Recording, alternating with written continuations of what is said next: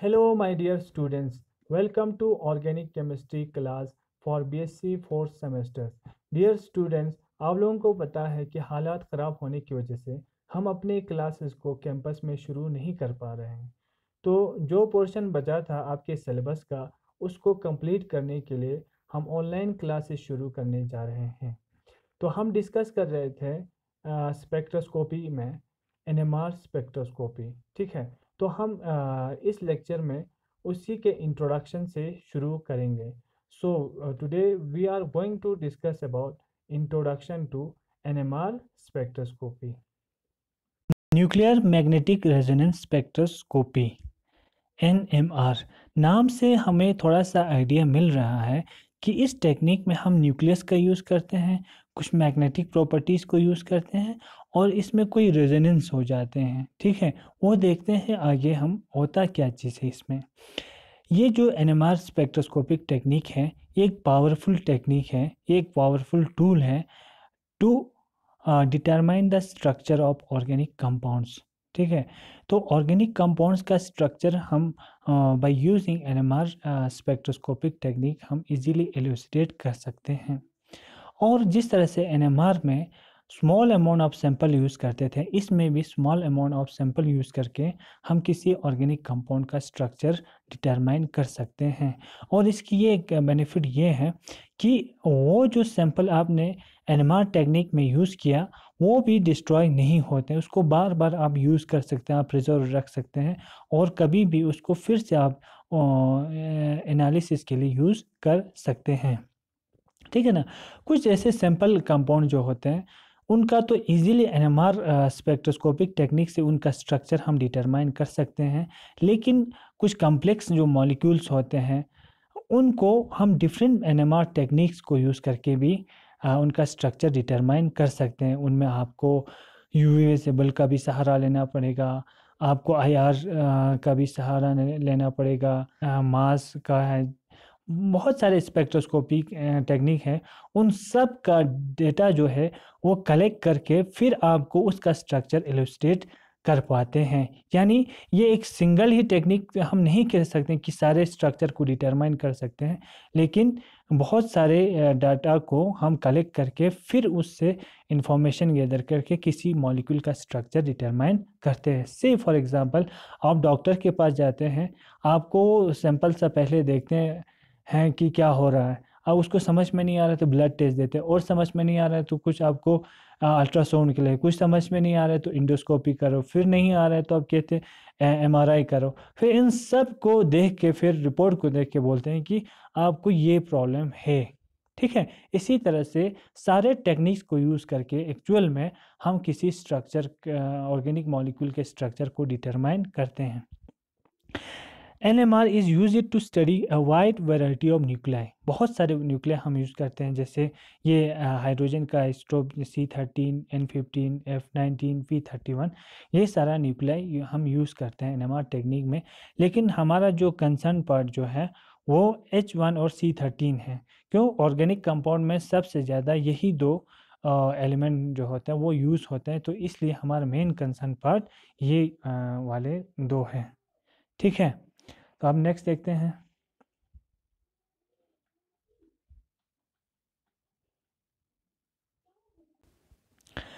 अब जो आपका न्यूक्लियाई होता है, ठीक है, स्पिनिंग प्रोटॉन की बात करते हैं, क्योंकि हम अब जो NMR का जो पोर्शन पढ़ने जा रहे हैं वो HMR पढ़ने जा रहे हैं, यानी PMR भी इसको बोलते हैं, यानी प्रोटॉन मैग्नेटिक रेजोनेंस स्पेक्ट्रोस्कोपी। हमारा मेन फोकस इस पे रहेगा। तो से कोई प्रोटॉन है, कोई न्यूक्लियाई है, ठीक है, अब वो के इसका हम यूज़ कैसे करते हैं NMR में। ठीक है, तो हम सबसे पहले इस न्यूक्लियाई की प्रॉपर्टी को देखेंगे। न्यूक्लियाई करता क्या है? जो न्यूक्लियाई एक्चुअल में क्या करते हैं, जो न्यूक्लियाई होता है वो अपने एक्सिस पे क्या करते हैं, रोटेट करते हैं, जिसको हम स्पिन कहते हैं। Spin off the nucleus, spin करते हैं। जैसे आप बच्चों को खेलने के लिए टॉप देते हैं ना, उसको ऐसे घुमाते हैं, है ना, ऐसे घुमाते हैं। इसी तरह से आपका न्यूक्लियाई भी अपने एक्सिस पे क्या करते हैं, रोटेट करते रहते हैं। ठीक है, तो उससे क्या होता है, सिंपल्स है, इसको समझने के लिए हम फिर से यहाँ पे, जैसे आपका कोई वायर होगा, ऐसे कॉइल होगा, लूप होगा, ठीक है, लूप बना के उसमें अगर हम करंट को पास करते हैं, आई करंट को यहाँ पास कर रहे हैं, तो यहाँ पे वो करंट फ्लो हो जाएगा इस लूप में, तो उसकी वजह से वहाँ पे क्या होता है, मैग्नेटिक फील्ड जनरेट होता है। ठीक है, तो इसी तरह से ये आपका न्यूक्लियर भी क्या है, एक पॉजिटिव चार्ज स्पीशीज है जो अपने एक्सिस पे क्या कर रहे हैं, रोटेट कर रहे हैं, स्पिनिंग कर रहे हैं। तो ये भी इसकी तरह बिहेव करते हैं, और यहाँ पर क्या होता है, मैग्नेटिक फील्ड जनरेट करते हैं। और ये आपका जो न्यूक्लियर है, अब वो किसकी तरह बिहेव करते हैं, मैग्नेट बार की तरह, मैग्नेटिक बार की तरह ये बिहेव करते हैं। जो स्मॉल मैग्नेट बार नहीं होता उसी की तरह ये बिहेव करने लगता है। तो अब थोड़ा सा आइडिया रखना कि आपका जो न्यूक्लियर है, because of it is spin, इसमें क्या होता है, मैग्नेटिक कैरेक्टर प्रोड्यूस होते हैं। ठीक है, और ये एक स्मॉल मैग्नेट बार की तरह बिहेव करते हैं। ठीक है, से फॉर एग्जांपल यहाँ पे आपको स्ट्रक्चर में दिखा है स्पिनिंग ऑफ प्रोटॉन यहाँ स्पिन कर रहे हैं, यानी आपका न्यूक्लियर स्पिन कर रहा है। ठीक है, जैसे एक लूप ऑफ वायर में लूप ऑफ करंट है, इस वायर में ऐसे घूम रहा है। ठीक है, उससे भी मैग्नेटिक फील्ड यहाँ बी से दिखा है वो प्रोड्यूस हो रहा है। आपका स्पिनिंग ऑफ इलेक्ट्रॉन है, उसकी वजह से मैग्नेटिक फील्ड बी से रिप्रेजेंट किया है, वो प्रोड्यूस हो रहा है, और अल्टीमेटली बार मैग्नेट की तरह ये बिहेव कर रहा है। ठीक है, तो सिंपली आप इतना अभी फ़िलहाल याद रखो कि because of it is rotation on it is axis, because of it is spin, ये आपका न्यूक्लियस जो होता है वो एक मैग्नेट की तरह बिहेव करते हैं, स्मॉल मैग्नेट की तरह बिहेव करते हैं। ठीक है, तो इसीलिए आप यहाँ से हमें थोड़ा आइडिया आ रहा है नाम क्यों पड़ा न्यूक्लियर मैग्नेट, यानी न्यूक्लियर के मैग्नेटिक प्रॉपर्टी के साथ हम इसकी प्रॉपर्टी को यूज़ करने जा रहे हैं एनएमआर टेक्निक में। तो इसको समझने के लिए हम फिर से थोड़ा सा एक ये एग्जांपल लेते हैं। से कोई एक लार्ज मैग्नेट है, इसके अंदर एक स्मॉल सा हम क्या रखते हैं, स्मॉल सा मैग्नेट रखते हैं, एक मैग्नेट बार को यहाँ रखते हैं। ठीक है, इसको और जो ही हम इस बड़े मैग्नेट में रखते हैं, इस मैग्नेटिक फील्ड में डालते ही ये स्मॉल जो मैग्नेट है ये कोशिश करते हैं अपने आप को एक ऐसी पोजीशन में लाने की जिसमें ये क्या हो जाए, स्टेबलाइज हो जाए। तो ये अपने आप को क्या करते हैं, रोटेट करते हैं। इसका नॉर्थ इसके साउथ के साथ एक तरफ आते हैं, इसका साउथ इसके नॉर्थ की तरफ आते हैं। तो ये सबसे स्टेबल कंडीशन होता है, क्योंकि एक अट्रैक्शन होता है उसमें। अट्रैक्शन जब होती है तो वहाँ पे क्या होता है, इसकी एनर्जी कम होती है और वो स्टेबल कंडीशन आ जाते हैं। ठीक है, तो उसको हम लोअर एनर्जी स्टेट कहते हैं या मोर स्टेबल स्टेट कहते हैं। या दूसरा ऑप्शन क्या है, ये अपोज में भी रह सकते हैं। अपोज में अगर रहेंगे तो उसमें south south repulsion, north north repulsion होगा, उसकी एनर्जी बहुत ही ज़्यादा होगी और वो हाईली अनस्टेबल कंडीशन होगा।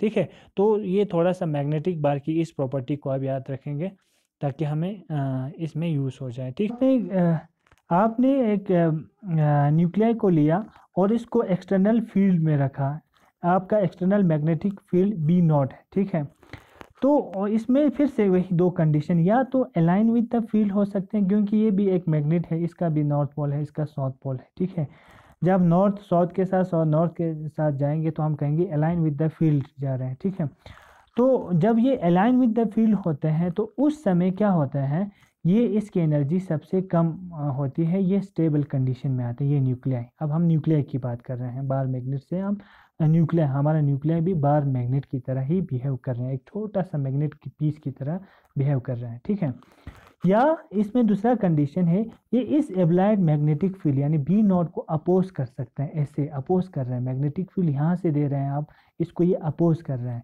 तो उस समय ये हाई एनर्जी स्टेट में होगा, उस समय ये लेस स्टेबल होगा। और इसको अब कैटेगराइज किया गया है, जो जब मैग्नेटिक फील्ड के साथ, ये आपका मैग्नेटिक फील्ड है उसके साथ अलाइन करते हैं, उसको हम अल्फा स्टेट स्पिन स्टेट कहते हैं, उसकी एनर्जी कम होती है। और जो बीटा स्पिन स्टेट होता है उस समय आपका न्यूक्लियस क्या करते हैं, अप्लाइड मैग्नेटिक फील्ड को अपोज करते हैं, हाई एनर्जी स्टेट होता है।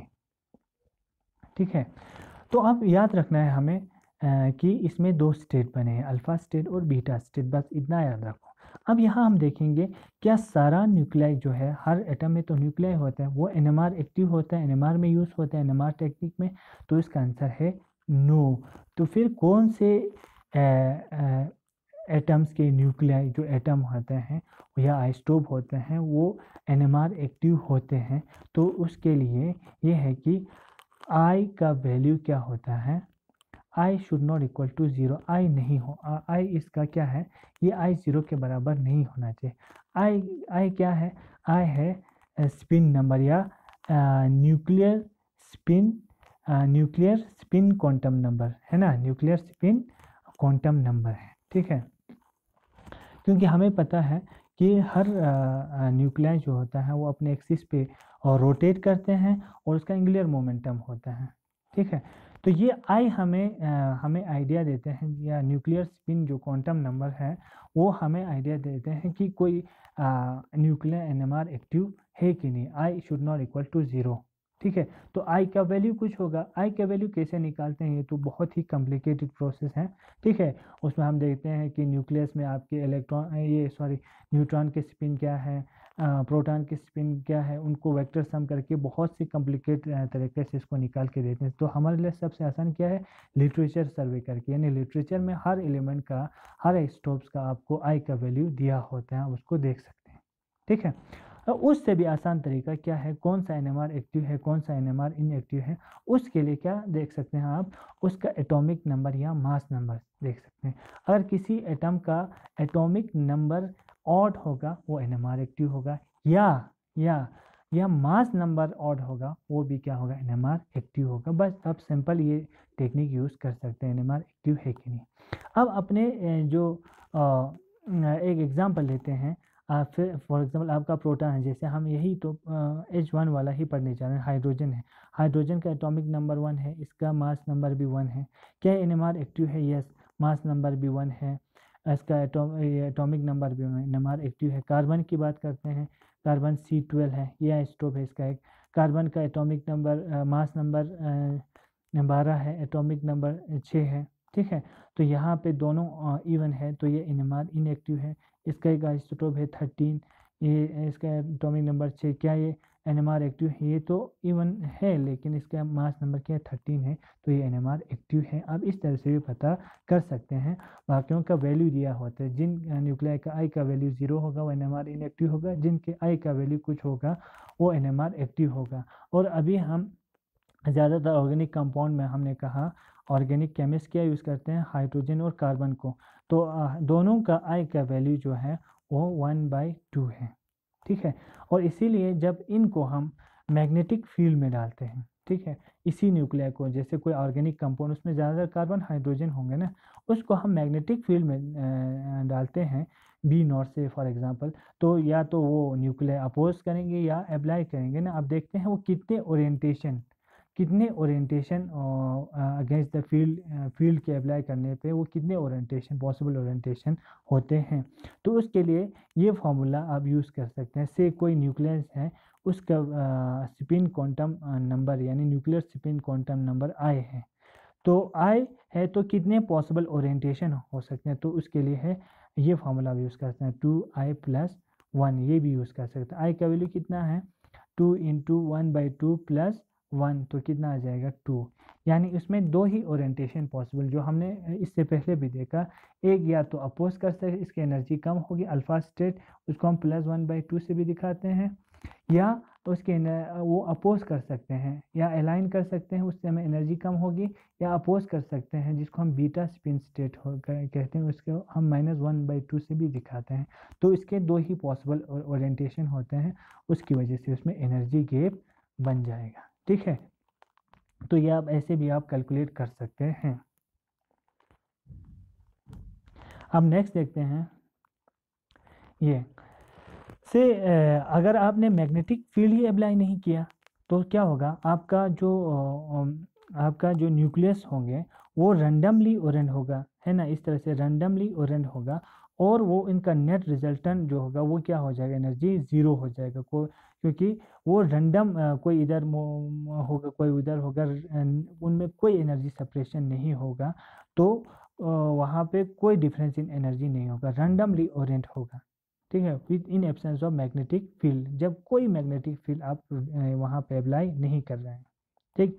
जो ही आप मैग्नेटिक फील्ड को यहाँ पे इस न्यूक्लियस की तरफ मैग्नेटिक फील्ड को क्या करते हैं, यहाँ जीरो था मैग्नेटिक फील्ड, अब आपने मैग्नेटिक फील्ड को क्या किया, बढ़ाना शुरू किया, तो क्या होगा, मैग्नेटिक फील्ड जितना आप बढ़ाते जाएंगे, अब ये जो न्यूक्लियाई जो है अब ओरिएंट होने लगेंगे, या opposite to the applied magnetic field, या it will align with the magnetic field. ठीक है, जब ये अलाइन करेंगे तो उस समय एनर्जी क्या हो जाएगी, कम हो जाएगी, उसको हम अल्फा स्पिन स्टेट कहते हैं, या ये अपोज कर सकते हैं, उस समय एनर्जी क्या होगी, हाई होगी, इसको हम बीटा स्पिन स्टेट कहते हैं। यानी दो एनर्जी, यहाँ पे दो एनर्जी स्टेट आएंगे, ठीक है, एक अल्फा स्टेट और बीटा स्पिन स्टेट। इस अल्फा स्पिन स्टेट और बीटा स्पिन स्टेट के बीच में जो एनर्जी का डिफरेंस होता है उसको हम डेल्टा ई से डिनोट करते हैं। बस आप इतना फिलहाल इतना याद रखो, in absence of magnetic field all the nuclei are randomly oriented, but when magnetic field is applied they align or oppose the field. If they align with the field it is called as alpha spin state, and when they oppose the field they are called as beta spin state। और beta spin state high energy वाला होता है और alpha spin state low energy वाला होता है। ठीक है, अब हमें एनर्जी गैप बन गया। ठीक है, अब इतना देखो, अब एनर्जी लेवल बन गया। अब नेक्स्ट देखते हैं। ठीक है, अब यहाँ याद रखना कि जो आपका जब कोई मैग्नेटिक फील्ड नहीं आप अप्लाई कर रहे थे, कोई मैग्नेटिक फील्ड नहीं था, तो सारे न्यूक्लियस में कोई सेपरेशन नहीं था। जो ही आप ये मैग्नेटिक फील्ड को बढ़ाते हैं इसकी तरफ, ये मैग्नेटिक, ये वाला एक्सिस हमें मैग्नेटिक फील्ड दिखाते हैं, तो जो न्यूक्लियर के बीच में क्या हो रहा है, सेपरेशन इंक्रीज हो रहा है, डेल्टा ई का वैल्यू क्या हो रहा है, इंक्रीज हो जाता है। यानी दिस सेपरेशन जो डेल्टा ई है वो डायरेक्टली प्रोपोर्शनल टू आपका बी नॉट है। यानी आप जितना magnetic field, strong magnetic field यहाँ अप्लाई करेंगे उतना ही वहाँ पे एनर्जी गैप प्रोड्यूस होगा। ठीक है, तो बस इतना याद रखो कि डेल्टा ई कम होगा तो इसका मतलब मैग्नेटिक फील्ड को भी आपको कम अप्लाई करना पड़ेगा। अगर डेल्टा ई अगर आपको बढ़ाना है तो मैग्नेटिक फील्ड को क्या करना पड़ेगा, इंक्रीज करना पड़ेगा। ठीक है, तो ये एक कंसेप्ट आप याद रखेंगे। अब ये डेल्टा ई जो आपने बोला एनर्जी डिफरेंस को हम अगर कैलकुलेट करना है तो कैसे करेंगे, तो इसके लिए ये फार्मूला है, हम इसमें नहीं जाएंगे, आप इसको खुद प्रैक्टिस कर सकते हैं। और this energy is directly proportional to, ये सारे यहाँ पे कांस्टेंट है, तो delta E is directly proportional to B naught. यहाँ से भी पता चल रहा है ना कि बी नॉट को जितना आप बढ़ाएंगे ये जो गैप है वो उतना बढ़ता जाएगा, यहाँ से भी आपको पता चल रहा है। ठीक है, अब ये जो गैप बना, ठीक है, अब ये जो गैप बना उसको हम अगर ऐसे, मैं आपको ऐसे यहाँ से समझाने की कोशिश करूँ, ये एनर्जी गैप बना ना यहाँ पे।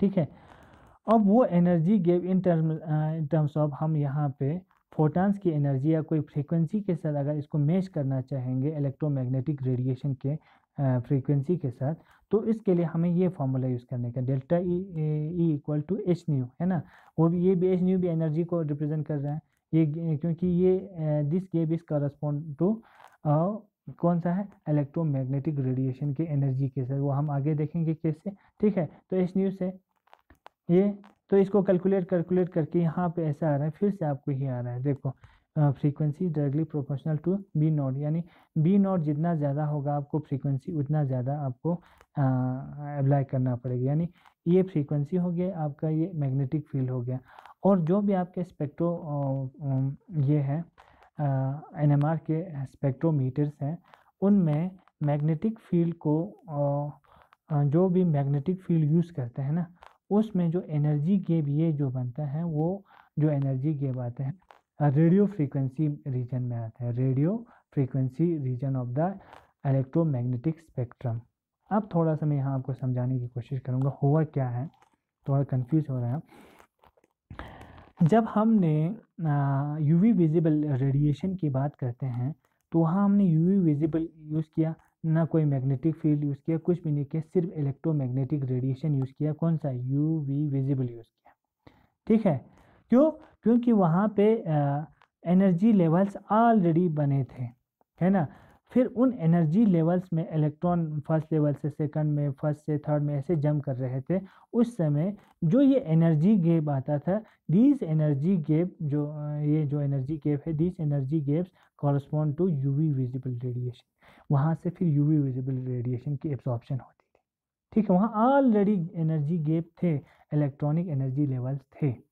ठीक है, और अगर हम बात करते हैं किसकी, वाइब्रेशनल स्पेक्ट्रोस्कोपी की, तो डिफरेंट मोड्स ऑफ वाइब्रेशन थे, उनकी वजह से ऑलरेडी डिफरेंट एनर्जी लेवल्स बने थे, V = 0, V = 1, इस तरह से बहुत सारे एनर्जी लेवल ऑलरेडी बने हुए थे because of different modes of vibration. अब हम लेकिन ये जो फ्रीक्वेंसी जो इनमें जो एनर्जी गैप थे delta E, this gaps were correspond to कौन सा, IR, इंफ्रारेड रेडिएशन से कॉरस्पॉन्ड कर रहे थे। और जो ही हम IR रेडिएशन को यहाँ से पास करते थे, यहाँ से हमें सिग्नल मिलता था, यहाँ से एब्जॉर्प्शन होता था, फिर वहाँ हमें क्या मिलता था, वहाँ से IR के सिग्नल मिलते थे, फिर वहाँ से हमें पता चल जाता था कि कौन से फंक्शनल ग्रुप्स हैं। ठीक है, अब अपने NMR की बात करते हैं, तो यहाँ पे कोई एनर्जी गैप है ही नहीं, सारे न्यूक्लियर रैंडमली ओरेंट है, कोई इधर है, कोई एनर्जी सेपरेशन है ही नहीं, तो हमें कहाँ से इंफॉर्मेशन मिलेगा, इंफॉर्मेशन नहीं मिलेगा। इसके लिए हमने सबसे पहले क्या यूज़ किया, एक अप्लाइड मैग्नेटिक फील्ड को यहाँ से यूज़ किया, जिसकी वजह से आपके जो रैंडमली ओरेंटेड आपके न्यूक्लियाई थे, वो अब एक पार्टिकुलर तरीके से क्या हो गया, ऑर्गेनाइज हो गया, और दो एनर्जी लेवल्स में क्या हो गए, सेपरेट हो गए। अब हमें अल्फ़ा स्टेट, बीटा स्टेट, या अल्फ़ा स्टेट को हम +1/2 से भी दिखाते हैं, -1/2 से। अब हमें एक गैप प्रोड्यूस हो गया, जबकि यूवी विजिबल और NMR में ये गैप, IR में ये गैप ऑलरेडी पहले से मॉलिक्यूल्स में थे, यहाँ पे कोई गैप नहीं था कॉरस्पॉन्ड टू हमारा जो NMR है। तो अब हम इस गैप को प्रोड्यूस करने के लिए हमें मैग्नेटिक फील्ड देना पड़ा बाहर से, फिर वहाँ एक एनर्जी लेवल जो एनर्जी गैप प्रोड्यूस हुआ, वो दिस एनर्जी, ये H न्यू, जो this energy gap correspond to radio frequency region of the electromagnetic radiation. ये कॉरस्पॉन्ड क्या करते हैं, radio frequency of the electromagnetic radiation. जिस तरह से आप यूवी विजिबल वाले स्पेक्ट्रोस्कोपिक मेथड में हम यूवी विजिबल को इलेक्ट्रॉनिक ट्रांजिशन के लिए यूज़ करते थे, अब IR में हम वाइब्रेशनल ट्रांजिशन के लिए यूज़ करते हैं, NMR में न्यूक्लियर के ट्रांजिशन के लिए हम RF फ्रीक्वेंसी को यूज़ करते हैं। ठीक है, तो यहाँ पे हम क्या करते हैं, RF यानी रेडियो फ्रीक्वेंसी रीजन को, क्योंकि दिस गैप कॉरस्पॉन्ड टू क्या होता है, एनर्जी ऑफ रेडियो फ्रीक्वेंसी। ठीक है, अब जो है, अब थोड़ा सा ये समझना है आपको, अब हम सिर्फ रेडियो फ्रीक्वेंसी, मैंने ये कहा कि जो भी हम NMR के इंस्ट्रूमेंट बनाते हैं, उनमें जो हम मैग्नेट यूज़ करते हैं ना, हमें बाहर से एक मैग्नेट यूज़ करते हैं ना, वो मैग्नेट का जो एनर्जी इतना होता है, उसका फील्ड स्ट्रेंथ इतना होता है कि वो इतने ही गैप प्रोड्यूस करते हैं, वो gap, this gap correspond to radio frequency region of the electromagnetic radiation. यानी आपके इंस्ट्रूमेंट जो आपके पास है ना, वो सारा सिर्फ इतना गैप प्रोड्यूस करेगा ऑर्गेनिक मॉलिक्यूल्स में कि वो रेडियो फ्रीक्वेंसी में एब्जॉर्ब करते हैं, इसलिए हम ये वाला रेडियो फ्रीक्वेंसी रीजन यहाँ पे यूज़ करते हैं। बस इतना याद रखो, हम रेडियो फ्रीक्वेंसी और मैग्नेटिक फील्ड को साइमल्टेनियसली यूज़ करते हैं। हमें मैग्नेटिक फील्ड भी यूज़ करना पड़ेगा और रेडियो फ्रीक्वेंसी को भी यूज़ करने पड़ेंगे, और लास्ट में जब यहाँ पे रेडियो फ्रीक्वेंसी एब्जॉर्ब हो जाएगा, फिर हमें यहाँ कंप्यूटर में आपको डाटा मिलेगा, फिर उस डाटा को देख के आपको स्ट्रक्चर के बारे में इंफॉर्मेशन मिलेगी। ठीक है, तो ये आपको हो गया थोड़ी सी इंफॉर्मेशन। अब नेक्स्ट देखते हैं, ये अब आपको एनर्जी लेवल्स बन गया, एक अल्फा स्टेट, अब बीटा स्टेट, ये बन गया, and this gap correspond to radio frequency region of the electromagnetic radiation. और जो ही ये गैप और ये गैप और जो आपके रेडियो फ्रीक्वेंसी, रेडियो वेव्स के फ्रीक्वेंसी के साथ मैच हो जाती है, वहाँ से न्यूक्लियर अल्फा स्टेट से बीटा स्टेट में फ्लिप हो जाते हैं, जंप करते हैं with the absorption of radio wave. वहाँ पे एनर्जी को एब्जॉर्ब करते हैं, रेडिएशन को एब्जॉर्ब करते हैं, और यहाँ से जंप करते हैं अल्फा से बीटा में एकदम चले जाते हैं। जब उसके बराबर की एनर्जी मिलते हैं उस स्टेट को हम कहते हैं रेजोनेंस। क्या कहते हैं? रेजोनेंस होना, यानी आपका मैग्नेटिक फील्ड और आपका इलेक्ट्रोमैग्नेटिक रेडिएशन एक ऐसी स्थिति में आती है कि वो एक दूसरे को ये एक दूसरे के साथ क्या आते हैं, रेजोनेंस में आ जाते हैं, फिर एब्जॉर्प्शन होते हैं। अब हमें इसका फुल फॉर्म समझ में आ रहा है कि न्यूक्लियर मैग्नेटिक रेजोनेंस क्यों है। न्यूक्लियस का हम मैग्नेटिक प्रॉपर्टी को यूज़ करते हैं, और ये प्रॉपर्टी की वजह से जो गैप बनते हैं, this gap correspond to radio frequency region, और वहाँ पे वो एनर्जी गैप जब कॉरस्पॉन्ड ये इसके साथ रेजोनेट हो जाते हैं रेडियो फ्रिक्वेंसी, उसको हम रेजोनेंस बोलते हैं। तो इसलिए न्यूक्लियर मैग्नेटिक रेजोनेंस। ठीक है, अब यहाँ पे आपको थोड़ा सा याद रखना है कि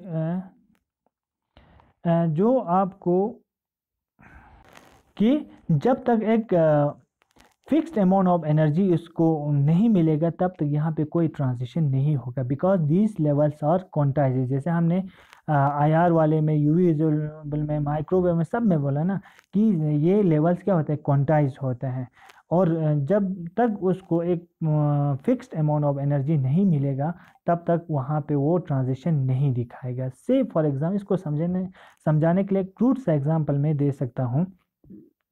से आपने एक लकड़ी को रखा है जिसके ऊपर आप खड़े हो सकते हैं, ठीक है, और इसको थोड़ा सा कुछ पत्थर के ऊपर रखा है, थोड़ा सा आपसे 1-2 फुट ऊपर रखा है, 3-4 फुट ऊपर रखा है, जो भी रखा है। अब आपको हम कहते हैं कि आप आंखें बंद करो और इसके ऊपर एक जम लगाओ, ठीक है। जम करने को मैं बोलता हूँ ताकि आप इसके ऊपर खड़े हो जाएं। आपने उतना ही फोर्स लगाया कि इस लेवल में जाएंगे, आपका फोर्स इतना सही था कि यहाँ पे पहुँच जाए तो आप इस पर सीधे खड़े हो पाएंगे। लेकिन आपने ज़्यादा फोर्स लगाया, आप इस लकड़ी के बाहर निकल के गिर जाएंगे। आपने कम फोर्स आया, यहाँ पहुँचेंगे नहीं, आप फिर वापस आएंगे। ठीक है, ये स्टेट यहाँ पे एग्जैक्टली यही है कि इसको बराबर इसको फ्रीक्वेंसी मिलती है जो इस डेल्टा ई के कॉरस्पॉन्ड होता है, तभी यहाँ पे एब्जॉर्प्शन ऑफ रेडिएशन होता है। अल्फा स्टेट से बीटा स्टेट में जंप करते हैं और इसको हम कहते हैं रेजोनेंस होना। ठीक है, and this frequency correspond to radio frequency of electromagnetic radiation. ठीक है, तो ये आपको बस अभी तक याद रखना है कि आपका न्यूक्लियस मैग्नेट की तरह बिहेव करते हैं। मैग्नेटिक फील्ड में डालते ही उसमें एनर्जी गैप प्रोड्यूस होते हैं। वो एनर्जी गैप कॉरस्पॉन्ड टू क्या होता है, रेडियो फ्रीक्वेंसी रीजन का होता है, और रेडियो फ्रीक्वेंसी रीजन से जब इलेक्ट्रोमैग्नेटिक रेडिएशन को पास करते हैं तो वहाँ पे एब्जॉर्प्शन होती है। अब है मैग्नेटिक शील्डिंग बाय इलेक्ट्रॉन्स। अब आपको अभी तक हम जो भी बात कर रहे थे एक न्यूक्लियस की बात कर रहे थे, ठीक है। वो न्यूक्लियस हमें लग रहा था अकेले हैं, है ना। तो यहाँ पे अकेले तो है ही नहीं। कोई भी एटम की बात करते हैं तो वहाँ कम से कम हम हाइड्रोजन की बात भी करते हैं तो वहाँ एक इलेक्ट्रॉन तो है ना इसको अपोज करने के लिए, इसके साथ लड़ने के लिए, ठीक है ना। अगर हम और कंपाउंड की बात करते हैं तो उस कंपाउंड को हम एनालिसिस करना है ना, इस कंपाउंड को आप एनालिसिस करने के लिए जब स्पेक्ट्रोफोटोमीटर में उसमें तो हज़ारों एटम्स, लाखों एटम्स है, उसमें लाखों इलेक्ट्रॉन्स हैं, तो वो तो ऐसे नहीं रहेंगे। इस न्यूक्लियस की सराउंडिंग में भी बहुत सारे इलेक्ट्रॉन्स हो सकते हैं। हाइड्रोजन सबसे सिंपल में इलेक्ट्रॉन है। ये इलेक्ट्रॉन तो हमेशा कुछ ना कुछ उल्टा तो करेगा, क्योंकि न्यूक्लियस और इसका तो अपोजिट है। जो भी प्रॉपर्टी है इसका पॉजिटिव उसका नेगेटिव है, वो सारा अपोजिट है ना। ये चीज़ अब यहाँ करने लगते हैं। जो ही हम इस न्यूक्लियस को मैग्नेटिक फील्ड में डालते हैं तो इसके बाहर जो इलेक्ट्रॉन्स का क्लाउड है ना, वो भी क्या करने लगता है, सर्कुलेट करने लगते हैं with the application of magnetic field. अब ये जो मैग्नेटिक फील्ड, ये भी तो चार्ज पार्टिकल्स, इलेक्ट्रॉन का चार्ज नेगेटिव है। अब ये जो मैग्नेटिक फील्ड प्रोड्यूस करते हैं वो अपोजिट टू द क्या होता है, एप्लाइड मैग्नेटिक फील्ड के अपोज में ये करते हैं, जनरेट करते हैं। मैग्नेटिक फील्ड क्या होता है कि आप इतना रखो, जो ही हम इस कोई भी न्यूक्लियर को यहाँ मैग्नेटिक फील्ड में डालते हैं तो उसमें जो इलेक्ट्रॉन्स हैं वो भी जो शेल्स में, हाँ, क्लोज्ड शेल में इलेक्ट्रॉन्स हैं वो भी सर्कुलेट करने लगते हैं। वो electron cloud secondary magnetic field, इसको हम क्या कहते हैं, सेकेंडरी मैग्नेटिक फील्ड प्रोड्यूस करते हैं। This secondary magnetic field is opposing the applied magnetic field. वो अपोज करते हैं मैग्नेटिक फील्ड को क्या करते हैं, अपोज करते हैं। ठीक है, तो क्या ये हमारे लिए एक प्रॉब्लम है? नो, ये हमारे लिए कोई प्रॉब्लम नहीं है, बल्कि ये हमारे लिए एक अच्छी बात है कि ये अपोज करता है कि ठीक है। अगर ये कुछ भी नहीं करता, आपका नेक न्यूक्लियस बिल्कुल इसके नेक न्यूक्लियस जो होता है बिल्कुल नंगा, यानी इसके आसपास कोई इलेक्ट्रॉन नहीं है, तो क्या होगा, सारे न्यूक्लियस अगर इस तरह से बिहेव करेंगे तो सारा न्यूक्लियस कोई इन्फॉर्मेशन हमें नहीं देगा एटम्स के बारे में। यही इलेक्ट्रॉन्स की वजह से हमें इन्फॉर्मेशन मिलते हैं कि किसी न्यूक्लियस के आसपास कितना इलेक्ट्रॉन डेंसिटी है, उसका स्ट्रक्चर कैसा है, उसका पोजीशन कैसा होगा, ओरिएंटेशन कैसा, उन सब का इन्फॉर्मेशन इसी बिकॉज ऑफ दिस अपोजिशन की वजह से मिलता है। और यहाँ इसको अपोज कर रहे हैं ना, यानी जो आप मैग्नेटिक फील्ड यहाँ दे रहे हैं वो उसको न्यूक्लियस तक पहुँचने ही नहीं दे रहा है, न्यूक्लियस तक नहीं पहुँच रहा है, तो उसको हम कहते हैं शील्ड कर रहे हैं। ठीक है, शील्ड कर रहा है उस तक, जैसे कोई चीज़ है, शील्ड हम यूज़ करते हैं, हम कोई चीज़ आप पे मार रहे हैं तो आप अपने हाथ को रखते हैं आगे, तो वो हाथ आप उससे बचने के लिए यूज़ कर रहे हैं शील्ड। तो यहाँ पे ये मैग्नेटिक फील्ड जो न्यूक्लियस तक पहुँचना था उसको नहीं पहुँचने दे रहा है उतना, उसको शील्ड कर रहा है, तो इसलिए इसका नाम पड़ा है diamagnetic shielding. Diamagnetic shielding effect भी इसको कहते हैं, शील्ड करते हैं। ठीक है, थोड़ा और देखते हैं। अब इससे क्या हो जाएगा, अब इससे क्या हो जाएगा कि जो आपने एक्सटर्नल मैग्नेटिक फील्ड डाला था, है ना, आपने कुछ मैग्नेटिक फील्ड यहाँ से अप्लाई किया था, वो सारा क्या न्यूक्लियस तक पहुँच जाएगा? आपने जो मैग्नेटिक फील्ड यहाँ से अप्लाई किया था वो सारा इस न्यूक्लियस तक पहुँच जाएगा? नहीं पहुँचेगा। क्यों? क्योंकि अब ये जो सेकेंडरी मैग्नेटिक फील्ड जो जनरेट हो रहा था किसकी वजह से?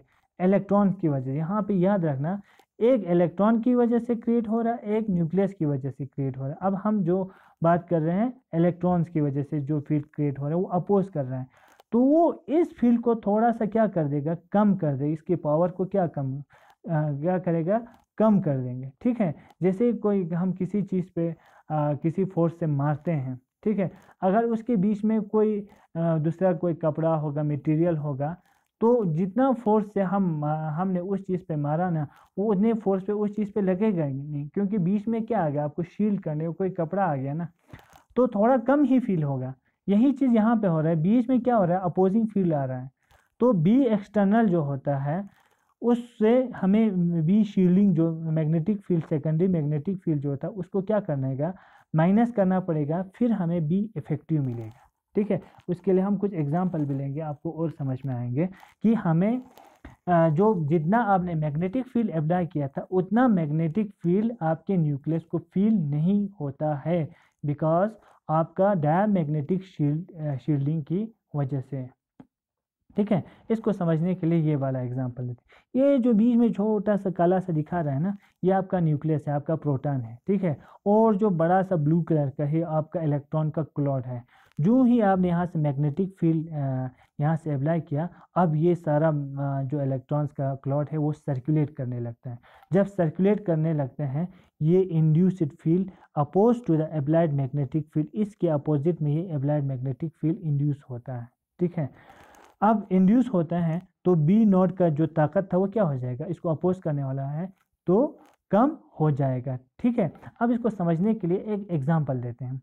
से फॉर एग्जांपल कैलकुलेशन से हमें ऊपर जो कैलकुलेशन दिया है उनसे हमें पता चल रहा है कि अगर आप 70,459 गॉस मैग्नेटिक फील्ड अप्लाई करते हैं किसी न्यूक्लियस पे जिसके आसपास कोई भी इलेक्ट्रॉन नहीं है, यानी उसको शील्ड करने वाला कोई नहीं है, तो 300 मेगाहर्ट्ज फ्रीक्वेंसी पे एब्जॉर्प्शन दिखाते हैं, यानी रेडियो फ्रीक्वेंसी के 300 मेगाहर्ट्ज पे एब्जॉर्प्शन दिख रही है। ये याद रखना कि कितना, आप 70,459 गॉस का मैग्नेटिक फील्ड अप्लाई करते हैं किसी न्यूक्लियस पे, तो एनर्जी गैप इतना बनता है कि वो 300 मेगाहर्ट्ज पे एब्जॉर्प्शन होती है। ये फिक्स एनर्जी है, यानी 749 मीन्स 300। अगर आप 70,450 हो गया, 58 भी होगा, 58 पॉइंट कुछ भी होगा, तो एब्जॉर्प्शन नहीं दिखाएगा। ये कौन सा कंडीशन था, वो न्यूक्लियस जिसके आसपास कोई कुछ भी नहीं था। अब क्या है, ये वो न्यूक्लियस है, बीच में जो कलर दिखा है वो न्यूक्लियस है जिसके आसपास ये ब्लू कलर का इलेक्ट्रॉन का क्लाउड है। ठीक है, अब आपने वही 70,459 गॉस का मैग्नेटिक फील्ड इस न्यूक्लियस पे अप्लाई किया, ठीक है। अब लेकिन से फॉर एग्जांपल इसकी वजह से जो सेकेंडरी मैग्नेटिक फील्ड जनरेट हो रहा था, किसकी वजह से? इलेक्ट्रॉन की वजह से, जो इसको अपोज कर रहा था, से वो 1 गॉस था। कितना था? 1 गॉस था, यानी 1 गॉस जो है वो इसको अपोजिट कर रहे हैं। तो 70,459 गॉस का जो आपने मैग्नेटिक फील्ड प्रोड्यूस किया था, अप्लाई किया था इस पे, उसमें से 1 गॉस जो है इस इलेक्ट्रॉन्स की वजह से अपोज कर रहा है, तो माइनस क्या हो जाएगा? 1 गॉस हो जाएगा। यानी अब इस न्यूक्लियस पे कितना ही पहुंचेंगे?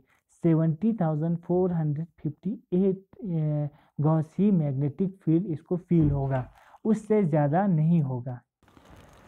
तो यहाँ पे इसको एक गॉस कम फील हो रहा है, जबकि इसको फील होना चाहिए था 70,458, ठीक है। अब ये जो 300 मेगाहर्ट्ज पे एब्जॉर्प्शन नहीं दिखाएगा, इसमें कोई एब्जॉर्प्शन नहीं होगा, डस नॉट एब्जॉर्ब, ये एब्जॉर्ब ही नहीं करेगा। इसके लिए आपको क्या करना पड़ेगा? आपको 70,459 गॉस की जगह पे एक गॉस एक्स्ट्रा, यानी 70,460 गॉस का मैग्नेटिक फील्ड को आपको अप्लाई करना पड़ेगा। फिर ये न्यूक्लियस जो है वो फील करेगा सिर्फ 70,459, क्योंकि एक गॉस इस सेकेंडरी इंड्यूस्ड मैग्नेटिक फील्ड की वजह से कैंसिल हो जाएगा और फील करेगा अब 70,459। अब इसमें एब्जॉर्प्शन होगा और आपको वहाँ पे NMR के सिग्नल आएंगे, ठीक है। तो ये चीज़ आपको याद रखना कि because of this diamagnetic shield करते हैं, यानी इसको वहाँ तक पहुँचने नहीं देते, शील्डिंग की वजह से आपको जो इफेक्टिव मैग्नेटिक फील्ड को फील करवाने के लिए आपको थोड़ा सा ज़्यादा फील्ड आपको अप्लाई करना पड़ता है, यानी ज़्यादा ताकत लगाना पड़ता है, हो रहा है, ठीक है। यहाँ एग्जांपल दिया है कि आपका यहाँ पे ऑक्सीजन है, ऑक्सीजन क्या है? मोर इलेक्ट्रोनेगेटिव है। तो ये मोर इलेक्ट्रोनेगेटिव की वजह से हाइड्रोजन से जो इलेक्ट्रॉन डेंसिटी है, बॉन्ड पेयर ऑफ इलेक्ट्रॉन को अपनी तरफ क्या हो जाएगा? ले जाएगा, थोड़ा सा अपनी तरफ ले जाएगा। तो उस समय शील्डिंग इफेक्ट थोड़ा सा कम हो जाता है, लेस शील्ड होता है।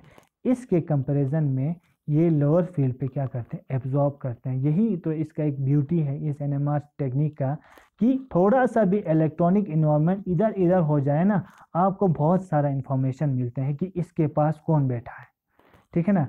तो ये सारी जानकारी हमें मिल जाती है कि इलेक्ट्रॉनिक क्लाउड थोड़ा भी इधर उधर हो जाए तो आपको उस कंपाउंड के बारे में बहुत सारा इंफॉर्मेशन आपको मिल जाते हैं, ठीक है। तो आपने यहाँ पे देखा, आपको जो है अप्लाइड फील्ड मैग्नेटिक फील्ड जो होता है वो थोड़ा सा ज़्यादा लगाना पड़ता है, ठीक है। यहाँ पे आपको याद रखना है कि आपको दो चीज़ें आपने यूज़ किया ना, एक तो मैग्नेटिक फील्ड आपको यूज़ किया और जो फ्रीक्वेंसी आपने यूज़ किया रेडियो वेव रीजन में, रेडियो फ्रीक्वेंसी को यूज़ किया, ठीक है ना। तो आपका जो टेक्निक जो होता है, आमतौर पर जो टेक्निक होता है, आप मैग्नेटिक फील्ड को वेरी करते हैं और रेडियो फ्रीक्वेंसी को फिक्स रखते हैं, रेडियो फ्रीक्वेंसी को फिक्स रखते हैं, सिर्फ मैग्नेटिक फील्ड को वेरी करते हैं। फिलहाल आप इतना याद रखो। इसीलिए 60 मेगाहर्ट्ज का स्पेक्ट्रोमीटर होता है, यानी उसमें जो रेडियो फ्रीक्वेंसी होगा सिर्फ 60 मेगाहर्ट्ज का होगा। 100 मेगाहर्ट्ज का स्पेक्ट्रोमीटर होता है, 300 का होता है, 400 का, 500, इस तरह से होता है। लेकिन जो मैग्नेटिक फील्ड है उसको हम फिक्स रखते हैं,